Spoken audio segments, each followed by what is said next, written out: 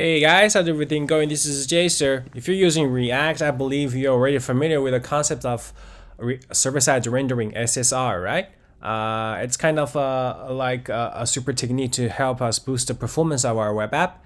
And if you are doing it, maybe you're already using it with some other a mature framework like next.js or some other frameworks. So have you wondered what they are doing under the hood? In this video, I'm going to show you a demo that would explains what is going on under Next.js. So it's a basic example how we would implement the SSR if have to implement by ourselves. Okay, so let's begin. Now we have an express over here. You can see that we would print the hello world when it is accessed. So you can see that this is the DOM hello world. So Next.js actually do the routing based on the file structure, right? So let's mimic that. And we would not implement that, but do something similar, like this simulation. Okay, suppose we have access to like a page, stuff like this. Okay, or else. Let's just first send this is a page and access it. So yeah, this is a page. This is cool. Now we would make the contents dynamic by implement another component, right? Okay, let's create one. Like okay, components, pages. Okay, and then we create one called a page. Let's just use page here. We would not use txx here because I don't have the dependencies, the tools for now. It doesn't matter for this demo. So if you're interested, you just you would probably use the tsx. For this one, I'll just use the JavaScript. Okay. We already installed the dependencies of React and DOM, so let's create a page. Say const page equals, because I don't have the JSX here, so I would use the React.create element.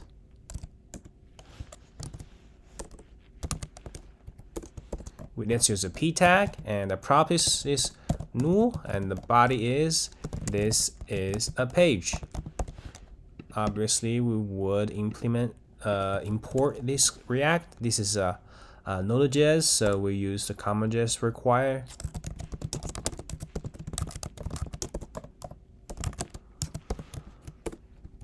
Okay, now we have it. So we export it. Module exports equals page. Great. Now we have in this endpoint here, we would use the React DOM server to render to string, right? And then send that string, HTML string, back to the client. So let's import React DOM server require React DOM server. And then also we have the page require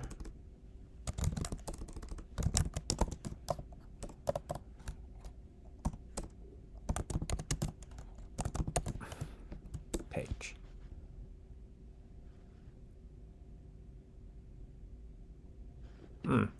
Okay, and then we get the string. So the HTML will be React DOM server render string. Render to string. Okay, now we need to pass in with an element, right? So we could use the React to create element. It's improved.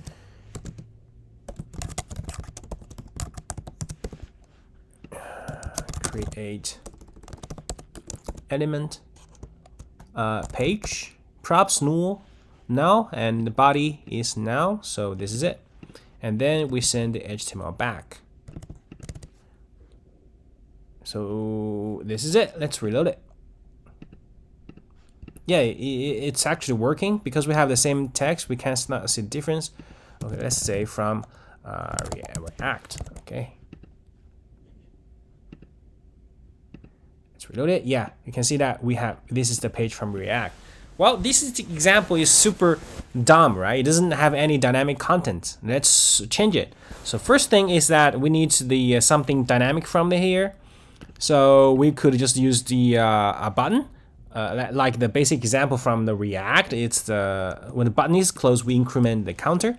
So let's say the props here. Okay, we suppose we get a prop from this for this page and render the prop of the counter to the DOM. Okay, so here we set value, and we would render the value to the DOM, right?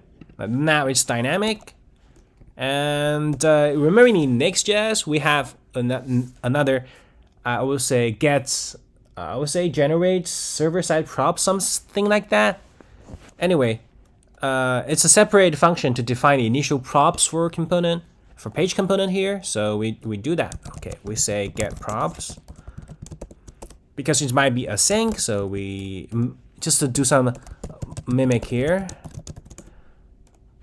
Okay, async and just return a promise. Oh no, not return. Wait, new promise.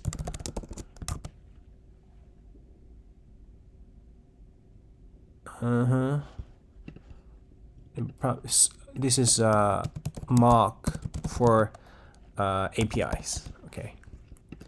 Promise resolve. Let's just resolve it like 1 second later. Resolve like okay. Let's say date now. And 1 second. Yeah. So this is it. Get props. And we would export it, so module get props. So now we have a component and we have a defined initial methods for get the props. And when we were doing the render, we need to pass in the props, right? So here, first we get the page, and we need to get the get props. Oh, I'm sorry. It should be page. Page.get props. No, there is a problem here.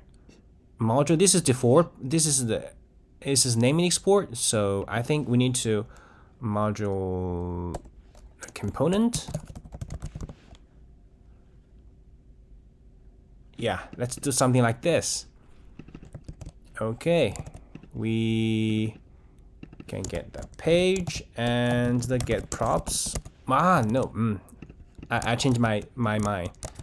The default is the page, but we just define the page to get props. That's it. Cool. And then we have this page. So the props would be await get props, right? We change it to async. Yeah, now when we are creating these page elements, we would pass the props. And there's no children. Here should be the page. So this is it. Let's reload it.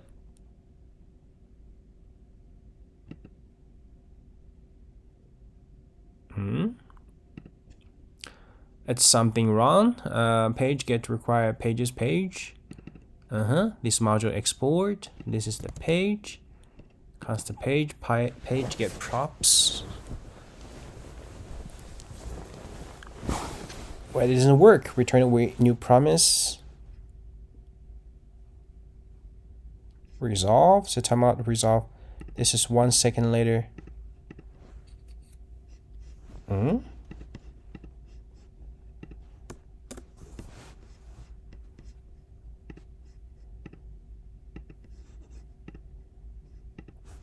What's the problem? Allow me to log the props. We need to resolve a prop like this. There should be a value. Okay, I'll put a value here. This is why we need TypeScript. Okay. Yeah, perfect. We can see that we have a delay when we access this page and we get the timestamp. That's it. Okay, I'll remove this one. So this is the basic idea of how we get support the server-side rendering by specifying the initial props generator, initial props function to get the props.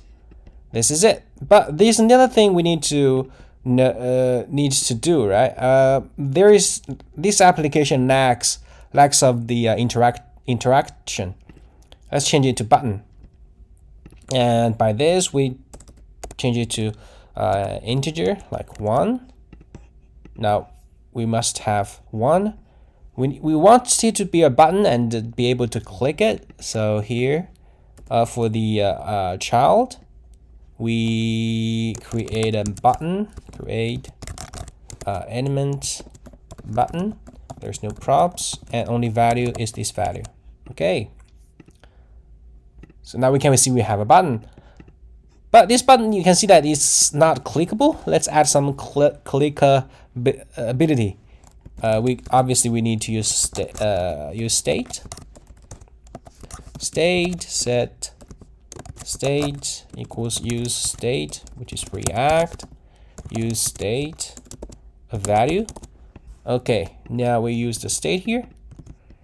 The props, we should have an on click. When it is clicked, we would just increment it. So set state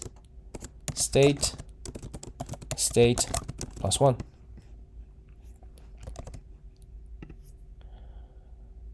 So this is it. But actually, you can see that we cannot increment it, right? We cannot click it. Why? Because there is this is only static HTML. We need to add the JavaScript code, serve that to this HTML as well, right? This is pure HTML. So how will we do that? Well, we just serve the full application to the client, and then rather than use render, we use hydrate. So that's what the React DOM provides for us. Okay, so the first thing is that we've already served it. Let's add a root to this one. Let's say the root would be dev id equals root. Let's put it in a dev and plus dev. Okay, and then we need to serve the runtime, right? We use the React and the React DOM. By that, we've already have this package. We can get the runtime directly by this URL, so we would just use it. Okay, res just write HTML, res not send here, but end. Okay, and then we write script src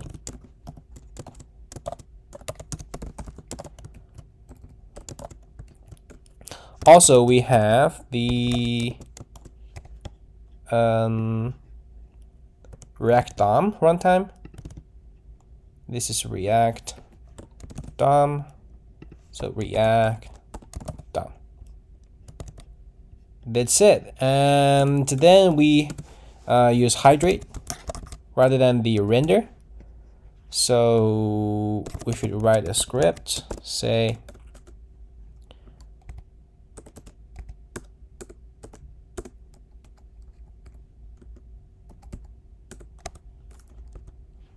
React DOM hydrate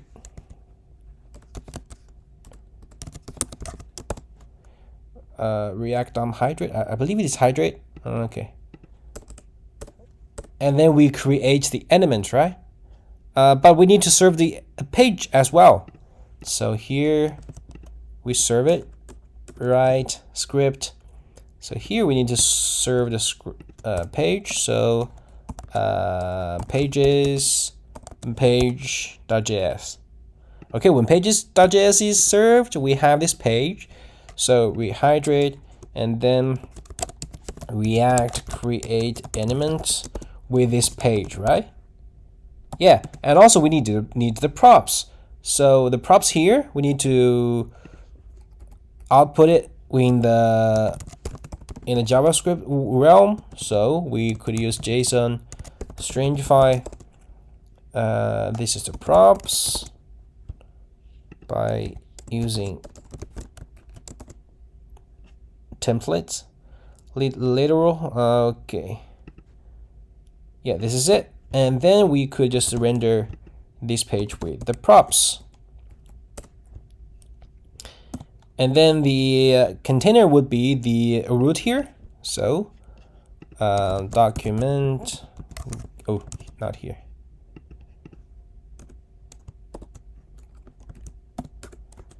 Document get elements by ID root. So this is the basic idea, but actually the page doesn't work now. We have this page written in the common.js, and there's no module export, something like this. Okay, let's add something. The first thing is, okay, we need to serve this page.js, right? Okay, let's do it here. A app and get page.js.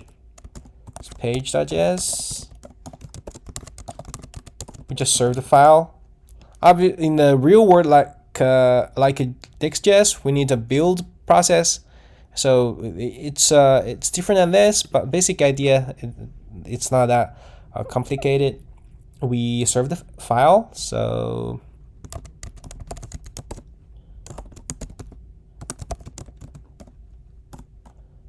we serve it with page.js. Let's reload it. It obviously won't work. Let's first. Ooh. We need to add the script tag. Let's see it again. Okay. We can see there's an error. It says invalid regulation flags. Do we have the pages.js served? No. Save pages response. It's not working. Get pages page dir_name plus pages page.js.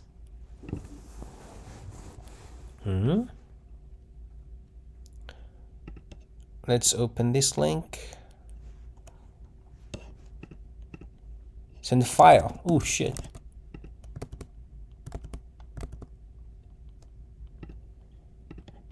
Okay, we have this file, but actually we can see that requires not defined. It's not in the common.js world. Okay, so type of module is not undefined. Then we suppose that it's a Node.js inf, and then we could require it. If not, then it's client side. Then the React is already there, so we just window React.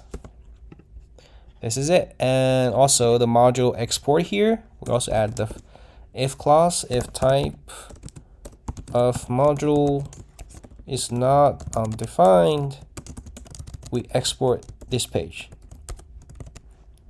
So now this file actually works, in also not only the JavaScript, Node.js, but also in the client side. Okay, so let's reload it. React DOM is not defined. React DOM. I think there's a typo here, so it's not React. It's React. Oh, great! You can see that we can click it because the React actually provides us with this hydrate ability without removing the DOM. That the HTML served from the server like this. You can see that it will serve the HTML here, and then the React application is initialized based on these root elements, but not removing them, just to reuse them.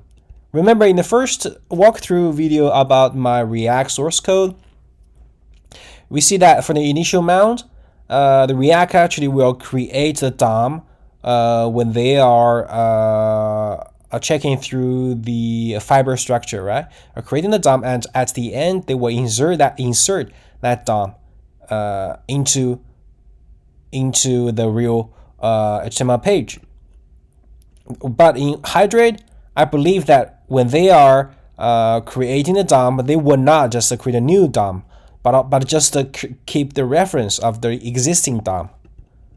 And at the last step, they're not inserting anything. We just collect the reference. So that is Hydrate. What does it mean? Okay, so that's it. Yeah, so now it's server-side rendered and it's clickable. It's pretty much what the server-side rendering does. Okay, actually in the real world, the boilerplate code, like defining the endpoint for each page, this will be wrapped up into the file-based structure, so we could avoid writing this stuff. But also, this kind of gets the props and passing the props, and also this runtime, and also this could also be wrapped up, and that's what the next.js actually does for us. So that's it.